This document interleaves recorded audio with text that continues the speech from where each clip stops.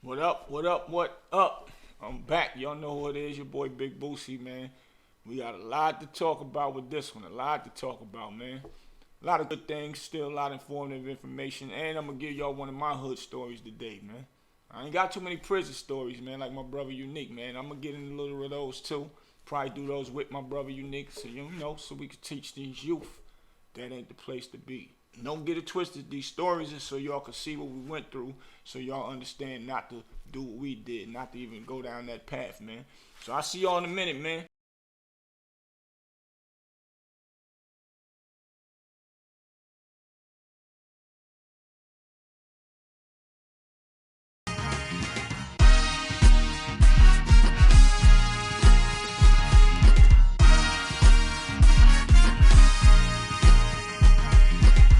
What up, man? Y'all know what it is, man. It's your boy Big Bootsie, man. Had a crazy week, crazy weekend, man. It was a good thing though. Got to see some family, went and chilled with my moms. I went on my live and got crazy. Just in case y'all don't know, y'all can hit me up on my Instagram at I am Big Bootsie. That's BOOTSIE.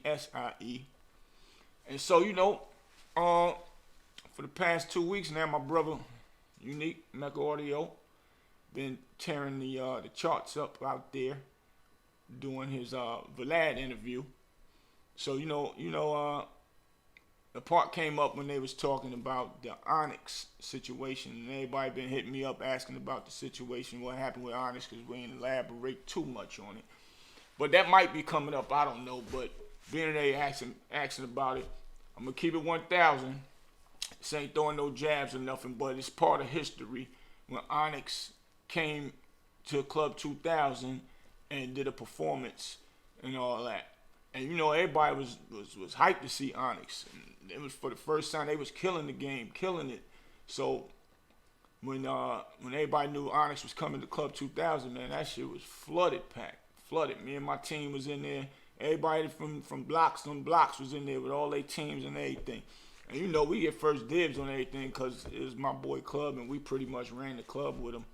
So me and my crew, we was all up in the front of the stage. So they was clearing the stage out, and we was just chilling, sitting, waiting for the show to begin.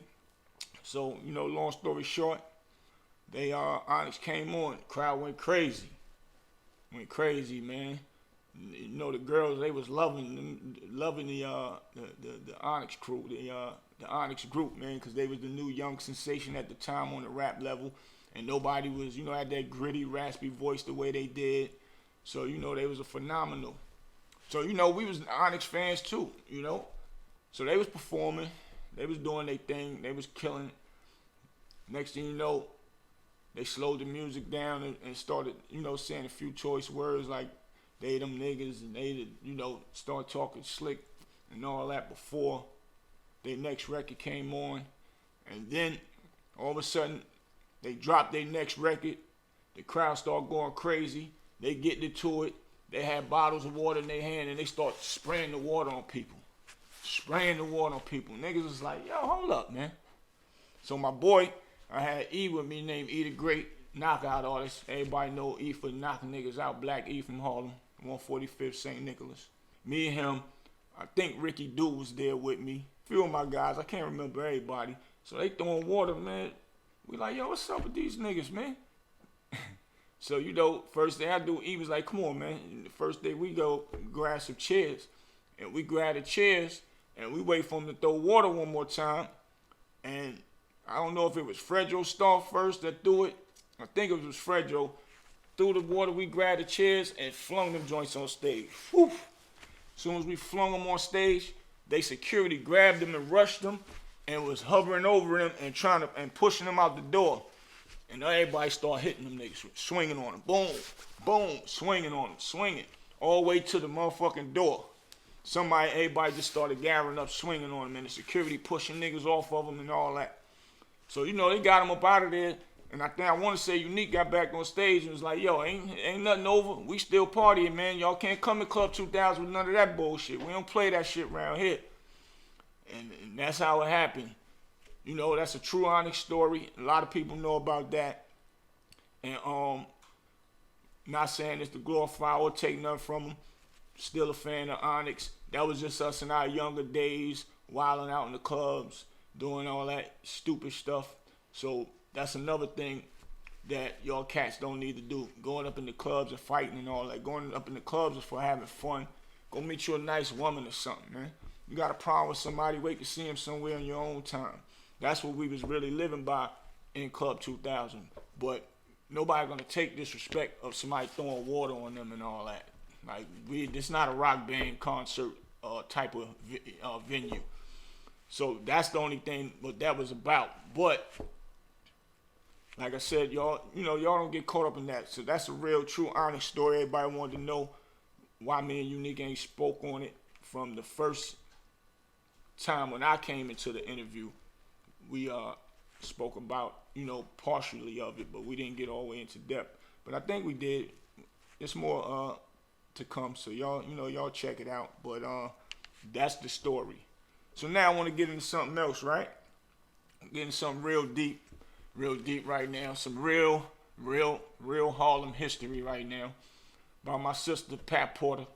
She's up there on Vlad right now, killing the game, and she's being real strong up there. I want to commend her for being strong. Have to revisit telling her story again about her brothers, because I know those are something very, very dear to her. She don't play when it comes to that. Like, that's big for Vlad to even have her up there. You know what I'm saying? So, it's some things. I did an interview with her on my Paid in Full Ear documentary. Y'all can see the flyer right there. Something that I'm real proud of, because it was a dedication to my brother Big L. Rest in peace. You know what I'm saying? And I called her and asked her would she do an interview just to, let the people know in depth of how she felt about the situation. So, I got the interview for y'all, and she gave it up for a rapper real heavy. She was, she ain't upset, but she just has something against as far as what the rappers was or was not doing. So I ain't gonna spill the beans. I'm gonna play this interview for y'all, and y'all stick with me, because right after the interview I got something else real tight for y'all, man. But yeah, I want y'all to, fill my sister out. This was a telephone interview, so y'all understand what it is. And I did this a couple years ago. I can't remember exactly, but it's been a minute, and I never really actually pushed the mixtape the way I wanted to. That's why a lot of people probably didn't hear it. So I'm gonna give it to y'all right now. Y'all heard it first right here on Street Knowledge, man. Jax, let's go. Y'all check this out. Exclusive. Famous Patricia Porter, sister of Rich Porter, on the phone right now. You know what I'm saying? Pat, I want to ask you a question. Being all the rappers shouting your brother out, you know what I'm saying? He's been going like 12 years now. It still was an innocent, life taking involved. You know what I'm saying? How we want to know how you feel about that? Well, personally, it's like I don't feel no particular kind of way, because people are entitled to say what they want to say. They entitled to speak on how they feel or whatever, and respect due to whoever feel like still saying Rich Porter name. And I know it's rappers out there. I know NORE be saying it. I know it's different rappers out there. I can't say all. I can't say who, but I know there's just crazy rappers that linger in states close to the point of Rich Porter. Not once have I ever heard the mention of, my little brother, which was the real loss and the real tragedy in it all. And I feel like since they the ones that really can reach the people as far as the kids or whoever else, it should be some more in-depth on going on about what happened to the little innocent child. It's like people ask me why I don't say or what I don't say. I can't say much. My whole thing be experience is the best teacher, so I allow people to go through what they might need to go through in order to learn their own. Yeah, no doubt. So it's like I respect it, and it's like sometimes in hearing it brings me back to my brother still being here, and sometimes it makes me sad, sometimes it makes me mad. I go through mixed emotions, right. but I can't say I hate. No doubt. You know, I show mad love, and I really give it up to NORE because I don't even know him. I don't know whether he knew my brother. There's certain people out there that say they knew him, and certain people that say they didn't know him, and certain people that pretend like they knew him and didn't know him at all. But the one thing that I can really honestly say sincerely from my heart is that I respect NORE because he gave it up. No doubt. He gave it up for my little brother. And all the midst of everybody rapping about the drugs and the cars and the whips and the girls and the juries and all the movie or whatever else is going on out here with this shit, I respect NORE. I got to say that because through it all, he's the only one that I've ever heard mention anything in relation to my little brother. No doubt. And I wasn't looking for it. I just heard it and was like, this shit fucked me up because I finally get the chance to hear somebody recognize. I mean, he didn't go into nothing, but he definitely rest in peace him, and I respect that because through all what everybody talking about, at least include him. Because Richard made his life what he wanted it to be. And in that game, you suffer certain consequences. But my little brother ain't have nothing to do with this. You understand? He was innocent. So at least bring something out of him losing his life and everybody glorifying Richard. Right. No doubt. Well, you heard it all here, folks. World famous Patricia Porter, man. We signing out. So now, you know, there y'all have it, man. Y'all heard it straight from my sis, man. And, you know, she don't got no problem with rappers saying that. You know, keep the legend Rich Porter rolling, man.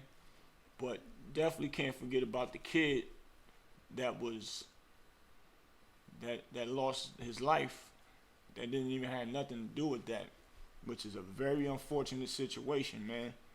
You know, so, you know, I know y'all want to, you know, compare the great Rich Porter to, you know, how y'all was moving out there or how y'all are moving out there in the streets. I get it. But, you know, compare the little brother as if, you know, if that was me, you know, my little brother, I would be crazy. I would go crazy from blah, blah, blah. Just giving y'all an example. But now y'all heard it. Another version of, you know, how Patricia Porter feel, man. So check out her interview on Velaz so y'all can really understand and get in depth. And I give her thumbs up for being so strong. She is a strong-minded individual. Very, very strong. But sometimes situations like this could still, you know, break a strong person down. And that's just, you know, that's just life. So now we getting ready to get into something else, man. I don't know if everybody been hearing. Your boy Kevin Hart is in the hot seat right now. It's getting crazy. So allegedly, he said something crazy. I want to say it was at one of his comedy events, and he said something that was pertaining to the Egyptians. And the Egyptian community is furious. It was something they feeling was distasteful that he had, you know, a comment that he had. And, you know, a lot of people was going on his page, like tearing him down on the page, you know. So, matter of fact, we're going to read off a couple comments, man. My producer, Jax, what you got for him, man? What the people saying on this comment? Man, they are going crazy on Kevin.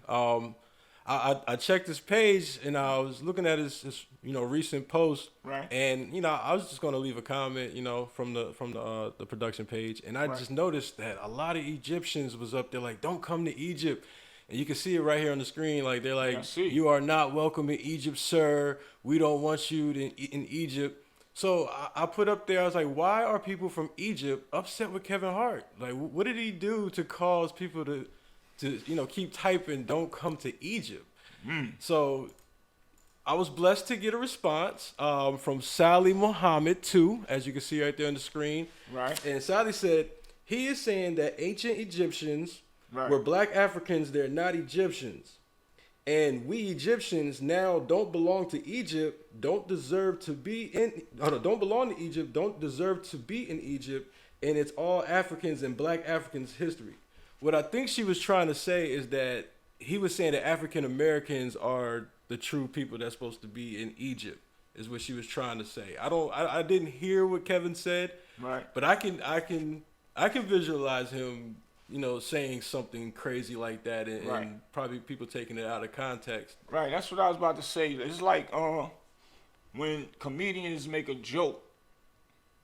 Sometimes they say it's just a joke. We need to just laugh at it.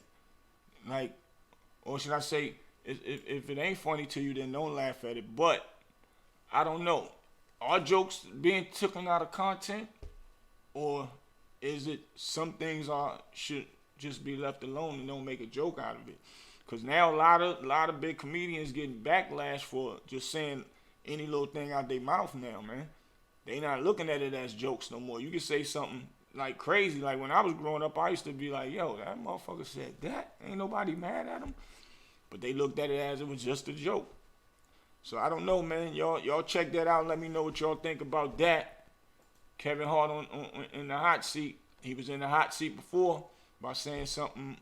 I think it was about the gay community. I believe so. LGBTQ. They was on his neck about it. Right. So I don't know, man. Kev, you back in that hot seat, baby boy. What we gonna do about this one? But he got a lot of success, so I hope that the Egyptians can get around that, what he said, man, because that right there, that's real serious. So I'm gonna do some more research on it. We'll tap back in on it, but y'all figure it out as well, man. I'm gonna probably go live and maybe we could talk about it on live and do that. Now we got another thing that's rolling strong in the tabloids right now. I thought it was over with, man. I thought that they gave Tory his time or they dismissed it. But the Megan Thee Stallion thing is heating up real crazy, I guess, because they on trial right now. And they saying Megan Thee Stallion testifies on day 2 of the trial, says she wishes Tory Lanez killed her in the 2020 incident. Now that's crazy. Now, like, really, you really want to be dead? I don't know. Some people handle pressure differently, man. But they going to say Megan Thee Stallion testifies yesterday in the 2020 shooting incident involving herself and Tory Lanez, according to reports. Megan was on the stand for 45 minutes on Tuesday morning and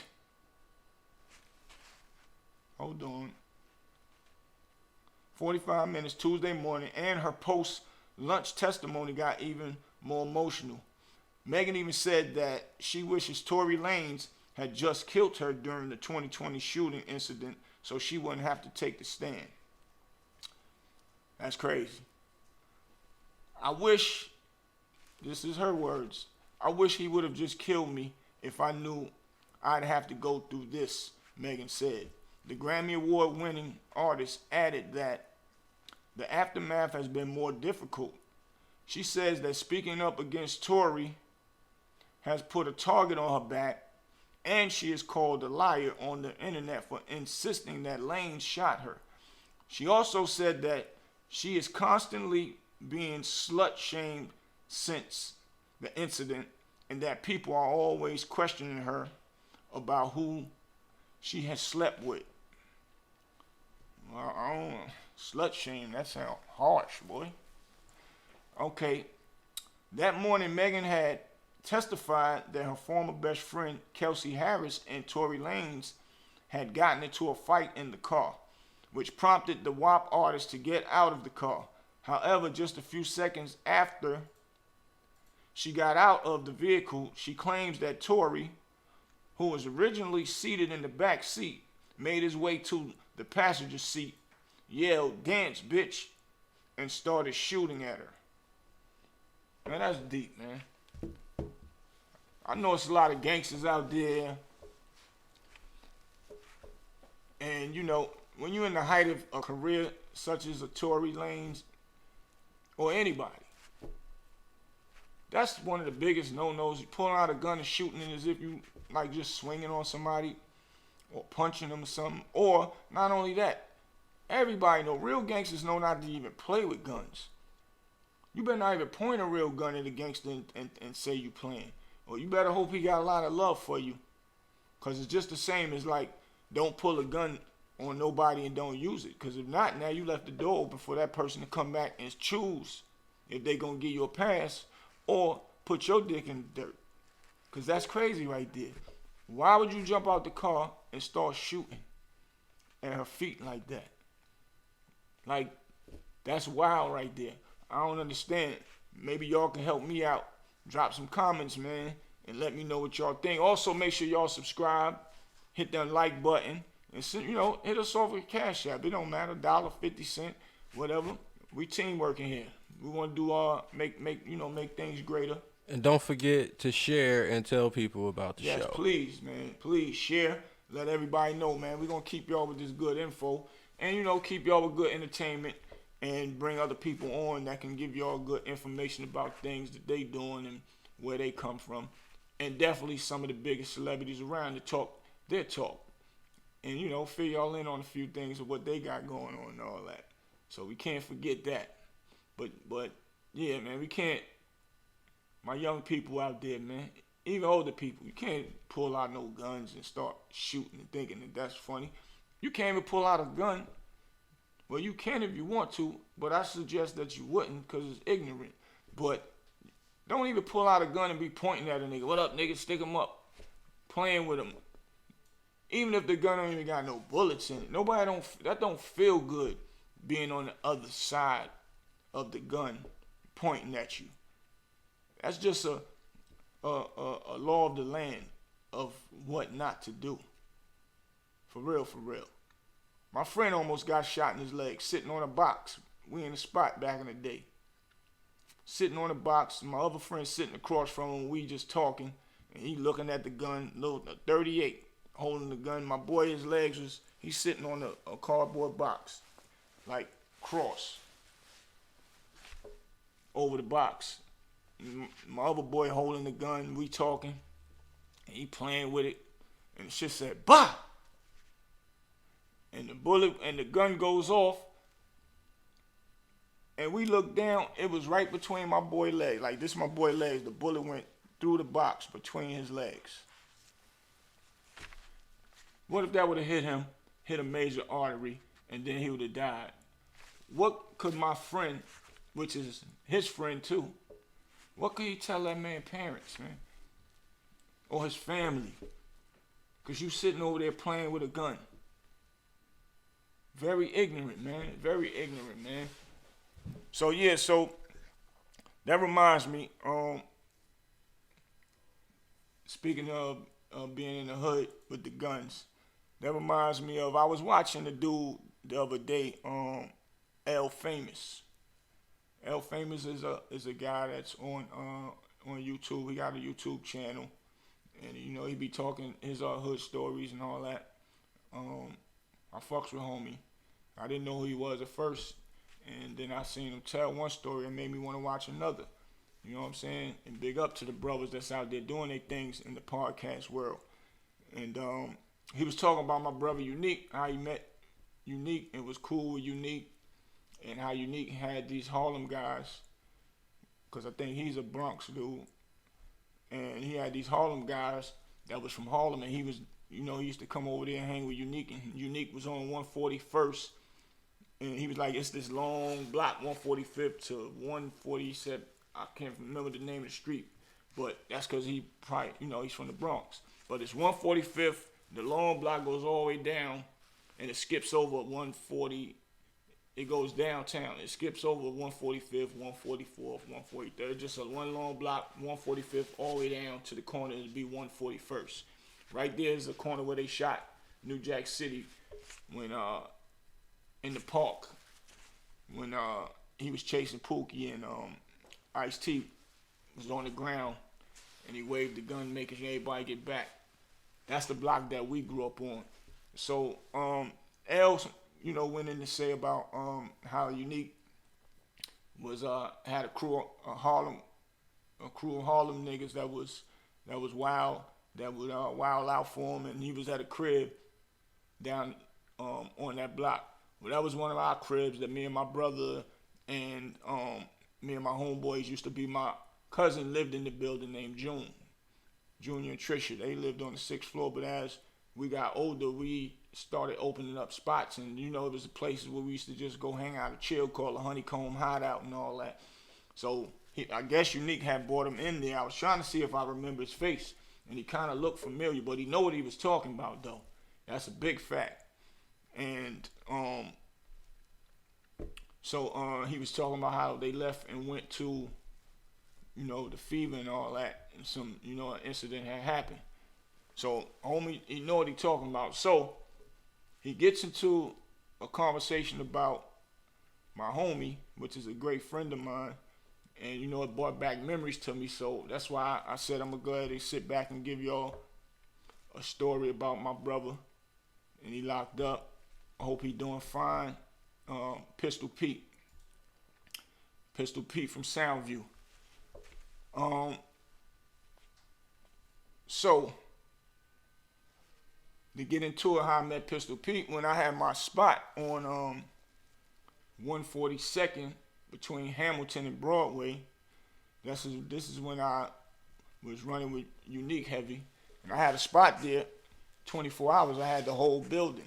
And I found out about the spot through my brother, Tony G, which his name is Anthony. He took me up there. He was like, I got this building up here, man.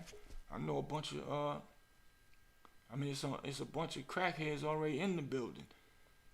And I'm like, word? He was like, yeah. I said, man, take me there. Because I was looking for another place to open up.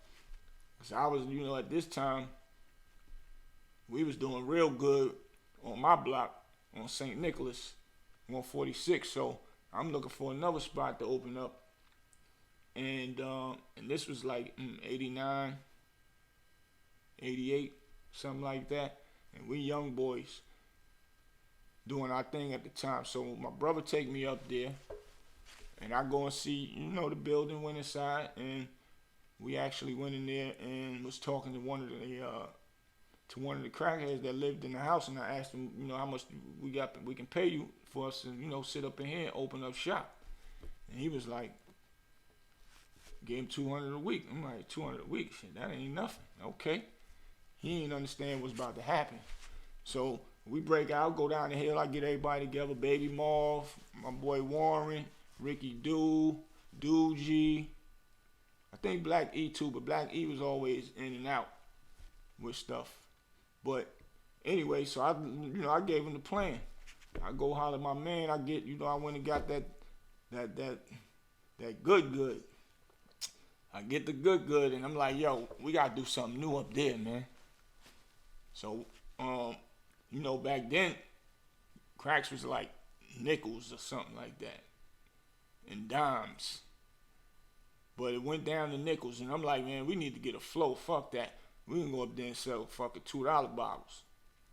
So we went up there. We went bottled up, packaged everything up. And once again, I'm telling y'all a story just so y'all understand where I'm going at with it. Because it's definitely a positive ending to it. But this is just giving y'all a story of how we was thinking when we was younger. So we go up the hill.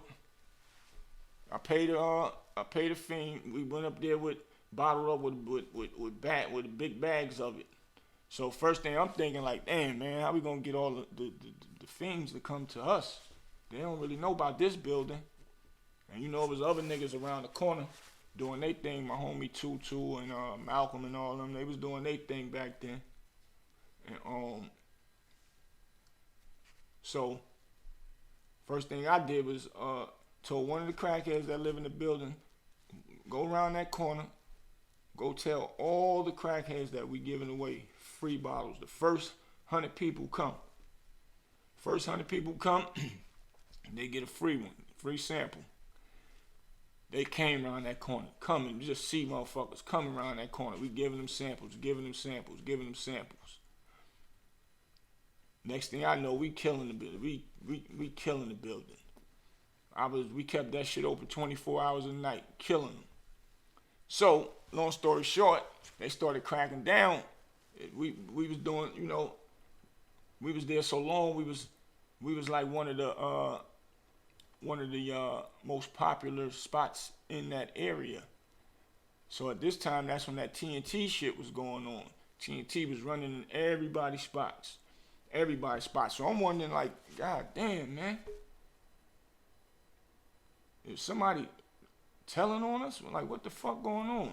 So you already know how police is. They already got somebody working. Probably one of the crackheads was telling them, yeah, they back open. Because they'll bust us. We'll chill for a few hours. And we back up in there. Fuck it. Couple days go by, they run back up in there. So it got to the point where I'm like, damn, man, this shit, they doing it too much. We started losing money. I gotta go bail niggas out of jail, like paying for lawyers.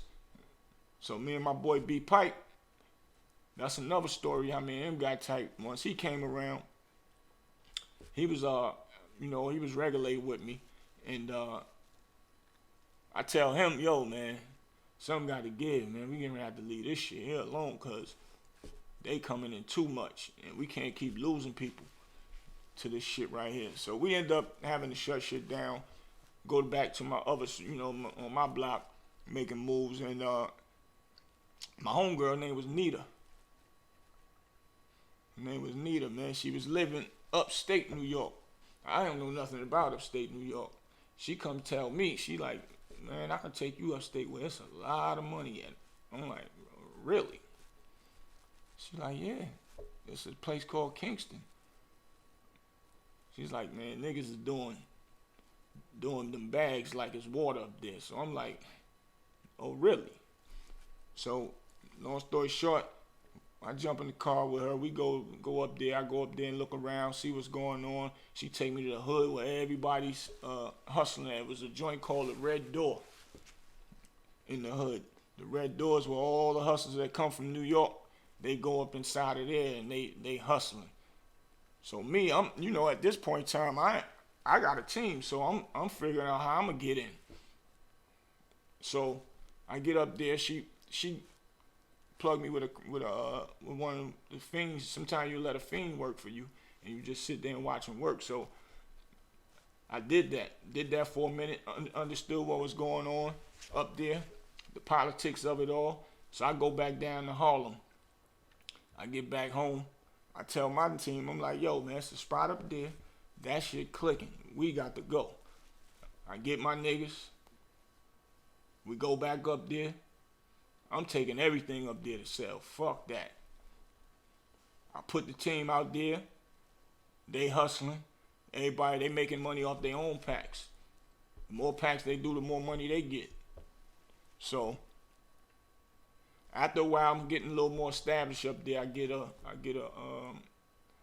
crib, and now we got a crib where everybody could be more comfortable.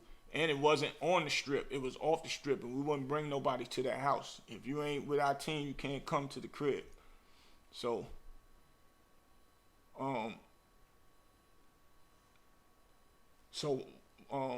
once we got the crib, we situated. Now everybody can fluctuate back and forth, come back, comfortable place to count your money, put the money together. Me counting the money, me breaking out, going back and forth. New York, coming back. We got a routine going. So these Bronx guys, homie named my boy Bimo. That was Pistol Pete boy. I think his brother Chuck. And they had their other brother, but I don't think he was coming up there. He was doing the mixtapes. He was popular, like doo-wop and them on the mixtape circuit. But, they used to be out there, had a team, and Pistol Pete was out there. This was when Pistol Pete was just the regular Pistol Pete getting himself together, coming up. But his pops was known for getting money, I think down in VA, having shit on Smash. But that's what they always say. He was like the spitting image of his pops, after he started getting himself together. But he was getting himself together. He was out there hustling to get money. We used to always play dice and bullshit around and laugh and joke and, shit niggas do. Once we met each other, all of us real recognized real. We all just clicked. They team and my team. We all like clicked. Never had no discrepancies. Never seen a sign of hatred. If we get more money than them and they get more money than us, it was never that, man. We always held each other down because we was from the city and we had a lot in common. So anyway, some shit kicked off with the kids from Kingston. They was like talking about they gonna run us up out of there and all that. Some girls came back and told me and my little homie Baby Marv, some girl that they heard the dudes talking about they gonna run us up out of there and all that. Some cat named Slow Flow or some shit. And they lived in the back part of the red house on a porch. So, you know, we out there on the block, we just chilling and all that. Pistol P, Beamo, everybody, we out there playing dice. And me and Marv was like, we standing right there. So I'm sitting there, I'm watching, the kids look like they was going to the store or something. So I seen them walking up and I told Marv, I'm like, yo, we about to step to these niggas, man. Talking about they getting ready to run us up out of here. That ain't happening. So Marv walking me over there. We walked over there and I stepped to the dude. I'm like, yo, man, what's up, man? We hearing y'all talking about y'all gonna run us up out of here. The dude wanted to, I forgot the little short one. He the one that was doing the most acting tough. So he started gritting on me and like, what? Like, man, what? Fuck y'all niggas. I'm like, fuck y'all. And the nigga pulled out the gun and pointed straight in my face. So he pointing it, but he ain't saying nothing. So Marv, my boy Marv, true story, I can't make this up. He's standing right next to me. I'm staring at him, he's staring at me. Somebody always told me, nigga, pull a gun on you. If he got you right there to the right, don't run.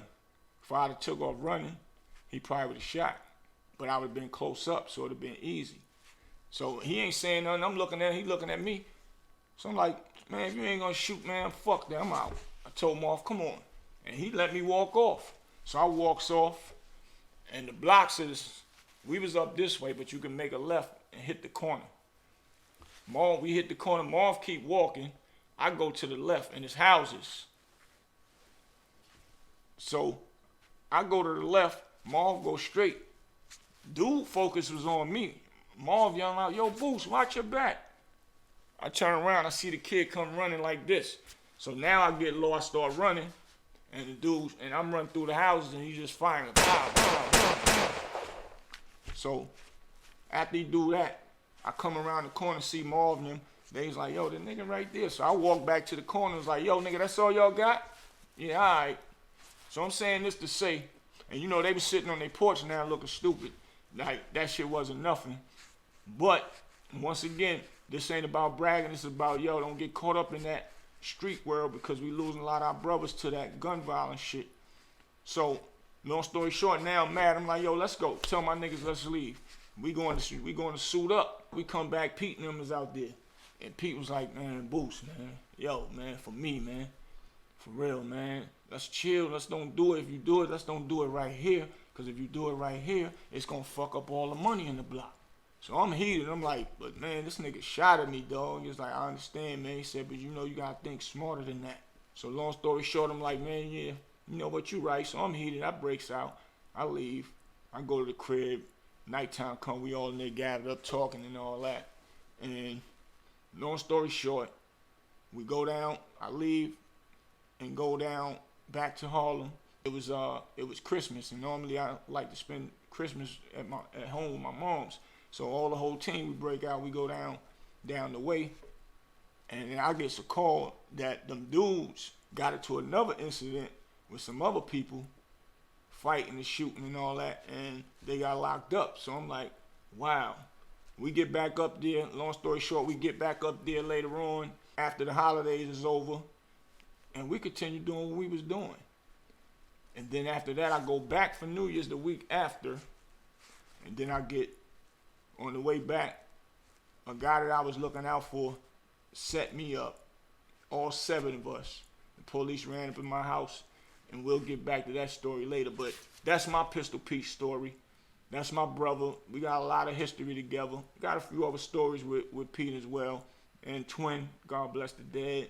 But like I said, this ain't nothing to glorify nothing, but it's just to show y'all how being out there, you can easily get caught up in something just because another person don't even like you because you doing something better than them.